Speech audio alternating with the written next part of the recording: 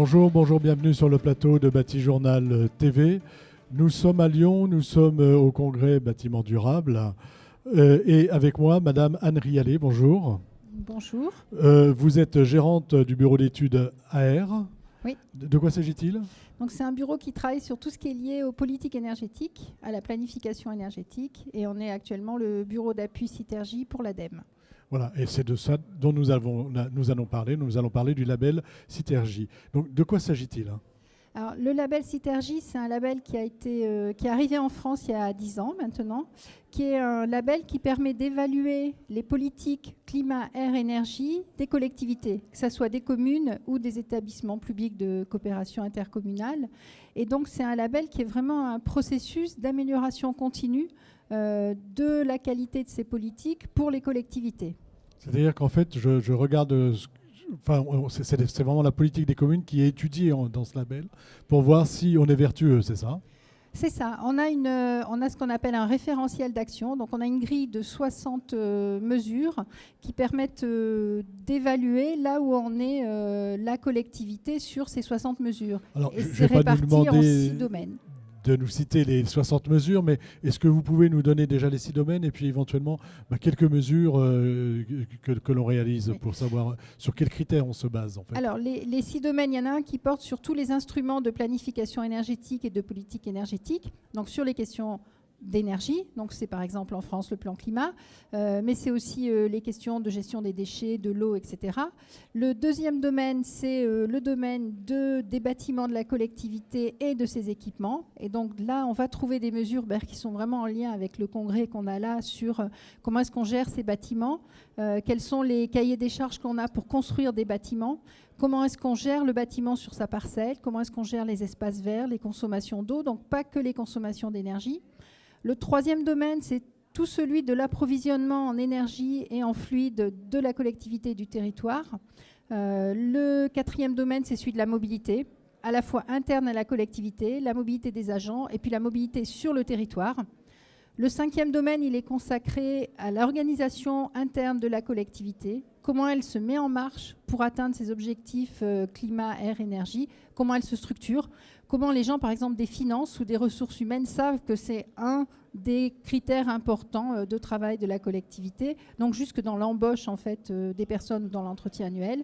Et le dernier domaine, c'est celui à la fois de la communication sur ces questions de climat, d'air et d'énergie, et puis de coopération avec les acteurs du territoire et au-delà. Donc en fait, ça couvre l'ensemble du champ d'activité, on va dire, des collectivités, et c'est quelque chose de très transversal. C'est un peu la volonté de ce label. Hein. Alors, l'idée du label, tel qu'il a été construit et conçu il y a une trentaine d'années, c'était vraiment d'avoir quelque chose qui soit effectivement très transversal et qui implique tous les services d'une collectivité. Donc, on a un référent dans la collectivité plan climat, dans les services techniques, on a un référent dans les élus, et on va avoir ensuite, on va aller discuter avec l'ensemble des services pour voir où est-ce qu'on peut mettre des questions de climat, d'air et d'énergie. Alors, quel est l'intérêt pour la collective ? C'est un label volontaire. Hein. Oui. Quel est l'intérêt, quel est mon intérêt, collectivité, à aller vers ce label hein. Qu'est-ce que ça m'apporte ? De savoir où vous en êtes en fait de votre politique climat, air, énergie. Ça vous permet de mesurer ce que vous avez fait, donc de savoir où vous en êtes.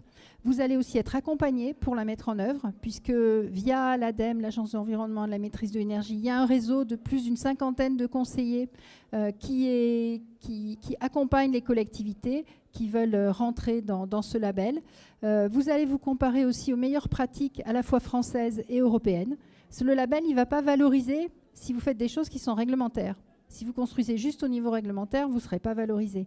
Par contre, si vous allez vers des bâtiments qui sont passifs, si j'essaie d'être vertueux, plus vertueux, on va dire, que la réglementation, c'est quelque chose qui va bonifier mon label. Hein. Tout à fait. C'est quelque chose qui va se voir ensuite dans la note globale que vous allez avoir dans le label.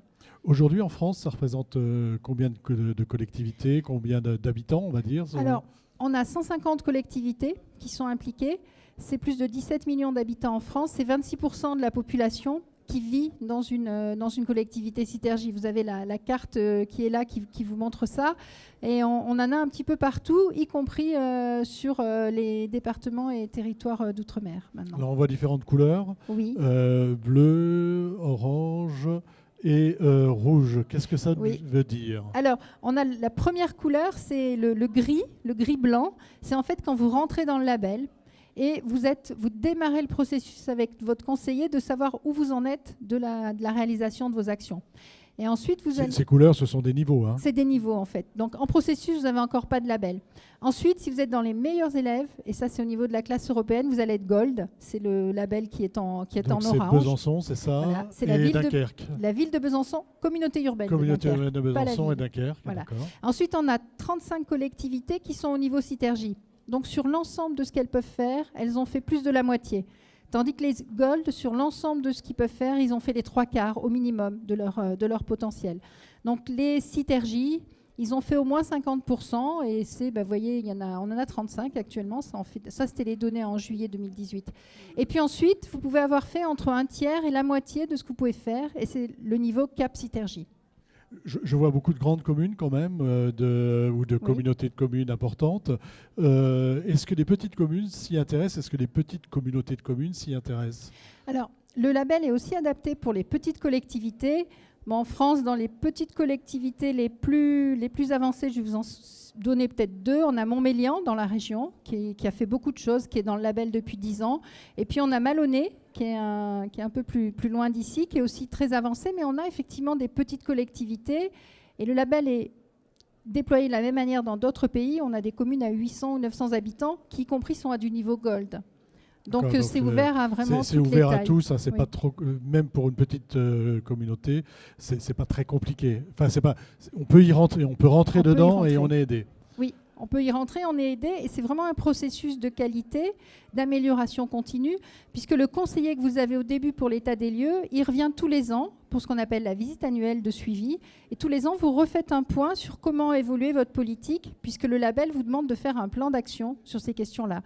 Donc vous avez l'état des lieux, le plan d'action, et tous les ans, on vient voir où vous en êtes. Et au bout de 4 ans, on recommence. Donc on peut avoir le label pour 4 ans, 8 ans, 12 ans, etc. D'accord, donc c'est quelque chose d'assez... En fait, on enchaîne un cycle vertueux avec ce label. Aujourd'hui, qu'est-ce que vous souhaiteriez? Vous souhaiteriez couvrir l'ensemble du territoire? Enfin, quels sont vos axes un peu de développement sur ce label et comment vous... Est-ce que là, on a vu qu'il y avait déjà 150 communautés qui étaient sur le sujet, mais est-ce qu'il y en a d'autres? Et est-ce que c'est quelque chose qui s'étend? Ou est-ce que vous avez atteint un petit peu le niveau maximum? Non, le label est vraiment en croissance actuellement. L'ADEME, à la grande journée nationale des collectivités Citergie qu'on a chaque année, elle a fixé comme objectif qu'on ait la moitié des EPCI ou des communes qui soient dans le label. Donc on est aujourd'hui à 150, on a encore, il faut qu'on plus de Vous avez une belle marge de progression. Oui. Et puis donc en travaillant avec le label, on voit aussi les progrès d'une période à une autre des collectivités. On sait les enjeux qu'on a en termes de changement climatique. On n'a qu'à ouvrir le dernier rapport du GIEC qui nous montre la marche à passer pour limiter nos émissions de gaz à effet de serre. Et des collectivités qui sont engagées depuis longtemps dans le label, on voit qu'elles inversent la tendance. Leurs émissions, elles ne montent plus, elles sont vraiment en décroissance. Des villes comme Besançon ou Dunkerque, enfin les communautés urbaines que Besançon et Dunkerque, donc qui sont au niveau supérieur, ça fait combien de temps qu'elles étaient dans ce label? Enfin, ils ont mis combien de temps pour l'atteindre? Alors Besançon, en France le label il est là depuis 10 ans. Besançon ils ont été au début, donc ça fait un peu plus d'une dizaine d'années. Dunkerque, la communauté urbaine de Dunkerque c'est un petit peu plus récent. Mais voilà. Ouais. Il faut une dizaine d'années pour atteindre le niveau Gold? Ça dépend d'où on part. Ça dépend d'où on part. Oui, on n'en a jamais eu en tout cas en France au premier cycle et ailleurs j'en connais pas non plus avec le premier cycle de 4 ans. Ce sera ma dernière question. Comment se passe le contact? Comment on vous contacte? Comment les choses se passent, on va dire? Alors, vous pouvez soit écrire à l'ADEME, soit vous avez l'adresse sur le site. En fait, on a donc un site avec qui vous est présenté. Je vais le montrer, la caméra. Et donc, vous avez l'adresse mail qui est sur le site. C'est l'adresse citergie@adem.fr. Voilà, si je tape sur un moteur de recherche Site Énergie, je tombe dessus. Voilà, tout à fait. Merci d'être venu jusqu'à nous pour parler donc du label Site Énergie. Une émission Citergie, j'ai dit une bêtise, Citergie et non pas Site Énergie. Merci d'être venu donc sur le plateau de Bâti Journal de TV pour en parler. Une émission à retrouver sur notre site internet et sur les sites de nos partenaires. Merci, à bientôt. Merci.